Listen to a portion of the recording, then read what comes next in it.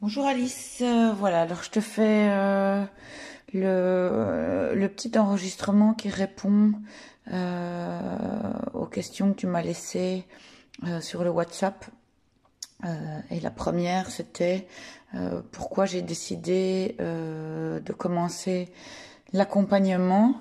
Moi, j'ai vu le process via ta plaquette sur Facebook. Euh, et je ne sais pas comment, parce que je crois aux synchronicités, et je ne sais pas très bien comment les algorithmes ont mis ça sur mon mur, puisque bah, forcément, la boulimie, c'est quelque chose qu'on a plutôt tendance à cacher. Donc pourquoi tout d'un coup sur mon mur, cette vidéo est apparue, je ne sais pas. En tout cas, toujours est-il que je l'ai regardée, que ça m'a beaucoup parlé, parce que forcément, il y a un côté vécu. C'est pas juste un truc psy avec des grandes idées, des points et des choses comme ça. C'est quelque chose qui était parlant parce que c'était un témoignage d'un vécu de l'intérieur. Donc du coup, bah, j'ai rempli le formulaire de contact et puis on s'est eu au téléphone et j'ai trouvé super humaine et super bienveillante ton approche parce que tu as pris avant un quelconque engagement, tu as pris du temps. On a fait un point global bien au-delà des TCA, vraiment un point global sur la vie, sur ce qui marchait pas, sur les envies et voilà. Puis tu as laissé les choses très ouvertes en disant voilà, réfléchis et reviens-moi. Et donc j'ai trouvé que c'était vraiment très libre, pas du tout oppressant et très ouvert parce que c'est vrai que voilà, c'est quelque chose, c'est une démarche importante qu'il fallait qu'elle vienne de l'intérieur, que ça résonne et que ce soit juste. Et voilà, je trouve que la façon de l'amener en tout cas était vraiment très juste. Euh, Bah forcément, moi, dans tout ça, ce qui m'a beaucoup parlé, effectivement, c'était ce côté très pragmatique aussi dans ce que tu as expliqué. Donc, il y avait tout un côté qui était les séances individuelles, qui avait le côté de reliance, donc vraiment de reconnexion au corps et pas être que dans la tête, dans la volonté, dans les pensées et dans l'analyse, mais qu'il y avait aussi un moment de retomber dans le corps et dans le ressenti. Et puis il y avait le troisième volet qui était la reprogrammation, donc vraiment de là plus travailler sur la modification des conditionnements et puis des autoroutes qui se créent dans le cerveau et qui font effectivement qu'à un moment ça devient une pulsion qui est irrépressible. Et, euh, et du coup, bah, c'est vrai que cette approche-là qui est globale, ça m'a beaucoup parlé parce que bah, je suppose que, comme plein d'autres personnes victimes de boulimie, ben voilà, on a tous essayé pas mal de choses, pas mal d'approches. Alors soit on se latte, soit au début c'est tout feu tout flamme et puis ça s'écroule comme un soufflé. Je pense qu'il y a aussi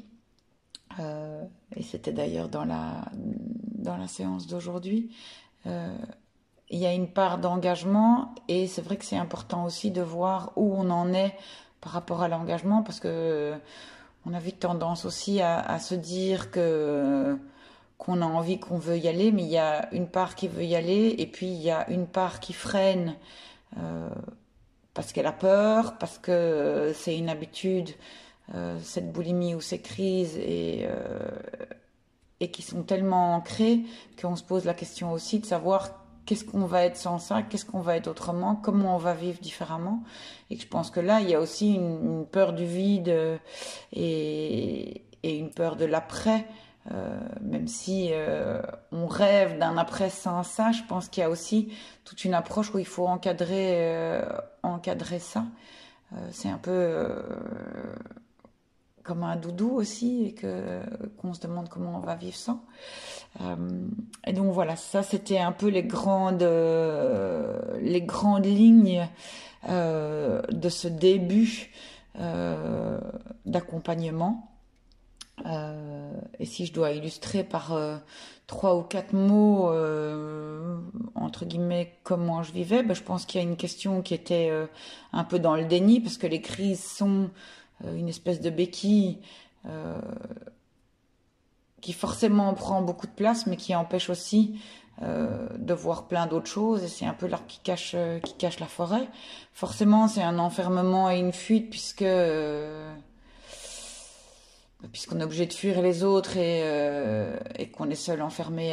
avec ça. Et comme on en a discuté avec Colette, c'est qu'en même temps c'est une prison, mais que c'est nous le geôlier, c'est nous qui avons les clés pour en sortir. Et puis il y a aussi, bon, en tout cas pour moi, il y avait le problème de soi avec soi, de se reconnecter à qui on est vraiment, parce que ben, c'est sûr que à force de vouloir le cacher, de pas vouloir le dire, et ben on a un masque où on a plusieurs personnalités éclatées qu'on montre aux uns ou aux autres, ou à chacun une différence, et donc ben on a l'impression d'être faux tout le temps, d'être effectivement ben, en plein de petits pixels différents, d'être complètement éclaté. Et puis aussi, il y a toujours cette peur d'être démasqué et de se dire quand les gens vont savoir, on peut pas m'aimer comme ça, puisqu'il y a il y a une part monstrueuse quelque part. Donc je pense que voilà, il y a beaucoup de choses, et que ça alimente les crises. Et donc voilà, au final c'est un espèce de cercle infernal, ou de serpent qui se mord la queue. Donc voilà, et ben, suite à tout ça, à nos différents contacts préalables, ben, après il y a eu un week-end de réflexion où j'ai pris du temps pour moi, où j'ai essayé de prendre le maximum de recul, et où je me suis dit que effectivement, ben voilà, c'était je pense mon moment. Et puis après voilà, moi je crois, comme j'ai dit, aux signes ou un truc comme ça. Donc voilà, j'ai eu quelques petits signes dans un livre, dans d'autres choses, voilà, qui ont fait pencher la balance. Et clairement, je ne regrette pas, bien au contraire. Maintenant, on refera pas l'histoire non plus, donc je veux pas dire non plus l'inverse, que je regrette que ce ne soit pas arrivé avant. C'est arrivé au bon moment, ou en tout cas au moment qui était le mien. Et je pense que c'est en fait effectivement tout un processus, que cet accompagnement, parce que je pense que au-delà de chercher une solution, ou en tout cas de chercher à stopper les crises, je pense que c'est bien au-delà de ça, et que c'est plutôt chercher non pas à comprendre d'où elles viennent, ou à comprendre ce qu'elles réparent, ou pourquoi elles se sont mises en place. C'est déjà se rendre compte que, au lieu d'être quelque chose de monstrueux, ça a été une réponse positive qui s'est mise en place par rapport à un problème à un certain moment, et que c'était une solution que le corps a trouvé, et une solution qui fonctionnait. Donc c'est vraiment remettre déjà une acceptation, un regard bienveillant, et une note positive sur quelque chose qu'on a tendance à diaboliser et à vivre comme un dysfonctionnement, comme une honte, et comme quelque chose d'affreux. Et c'est plutôt déjà arriver à cohabiter de façon bienveillante, et être dans l'acceptation, et de se rendre compte que ça a été aussi une aide et une béquille, et que au-delà de tout ce que ça implique, c'est voir aussi tout le creuset positif d'introspection, de confrontation à soi-même, de possibilité d'aller très loin en soi dans un sens négatif, mais qu'on peut transmuter en positif. Et donc c'est de se dire que ça a été aussi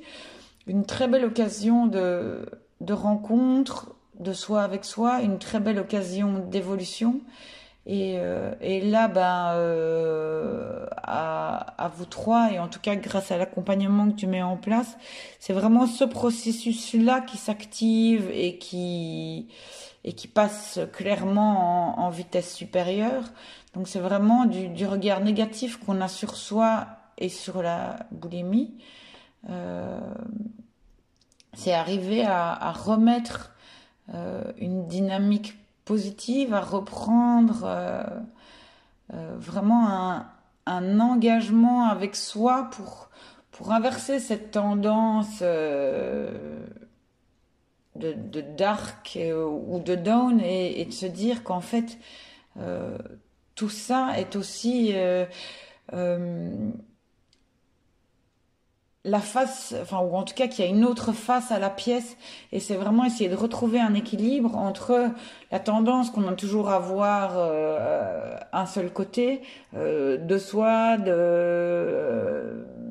la boulimie, des crises et tout ça, mais qu'il y a vraiment toujours une nuance, un pendant, un autre côté, qu'un côté se ferme et que l'autre côté forcément s'ouvre, que il y a du noir et il y a du clair et donc c'est vraiment cette opportunité de tout remettre dans une autre perspective. Et donc du coup c'est pas uniquement lutter contre ça, au contraire c'est vraiment remettre une autre dynamique, remettre un autre regard. Et du coup c'est ça qui implique en fait les crises n'ont plus la même valeur, n'ont plus la même nécessité, euh, et que en fait c'est vraiment ce changement de regard ou de paradigme qui fait que on ne lutte pas contre un processus, on rentre dans une autre dimension et du coup c'est un cheminement avec vous et de soi par rapport à soi qui fait que en fait euh, on se libère, c'est vraiment ça. Donc c'est pas une lutte, c'est ouais, vraiment une libération. Et c'est comme si en fait petit à petit toutes les parties dont je parlais au début, qui pour moi me semblaient éclater, les différents visages qu'on montre, toutes les choses qui me semblaient pas cohérentes, mais en fait c'est comme si en une fois on revenait vers son centre à soi. Je me souviens très bien d'un jour où on a discuté. Pour moi, c'était comme si c'était une machine à laver en programmage. Il y avait le haut, le bas, ça tournait dans tous les sens, ça allait plus. Et en fait, c'est vraiment retrouver en fait l'axe de la roue, qui est la partie,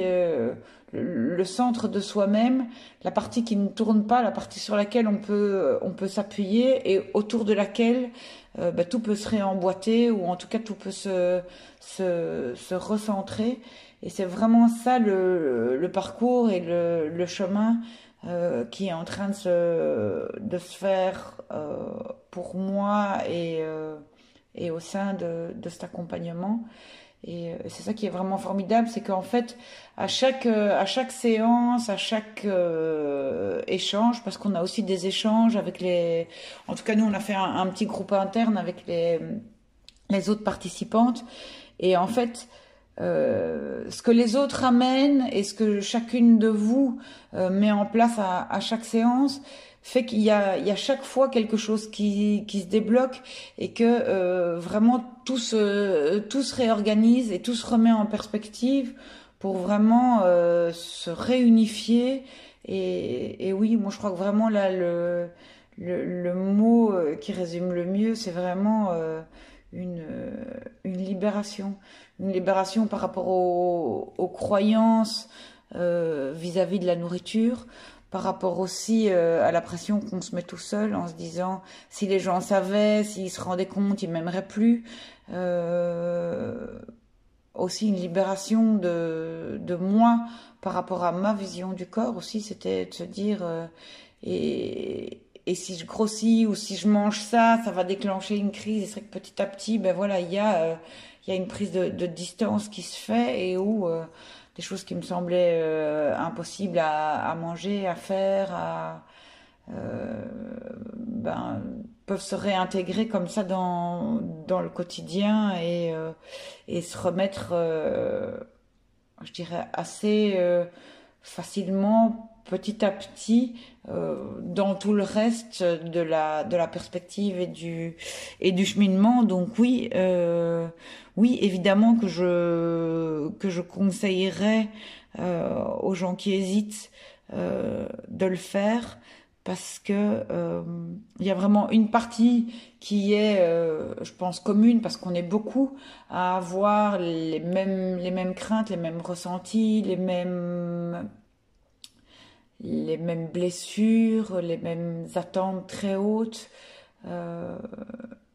les mêmes hyper exigences par rapport à soi. Et, et donc voilà, il y a ça. Et de toute façon, il y a après les choses individuelles, dans les conseils que tu donnes, dans les séances de naturopathie, dans les séances privées, où là on peut vraiment aborder des choses qui sont vraiment plus de l'intime. Et voilà, moi je suis encore plus ravie d'avoir fait cet accompagnement à ce moment-là parce que voilà, ça a été une période de ma vie qui a été un peu difficile d'un point de vue personnel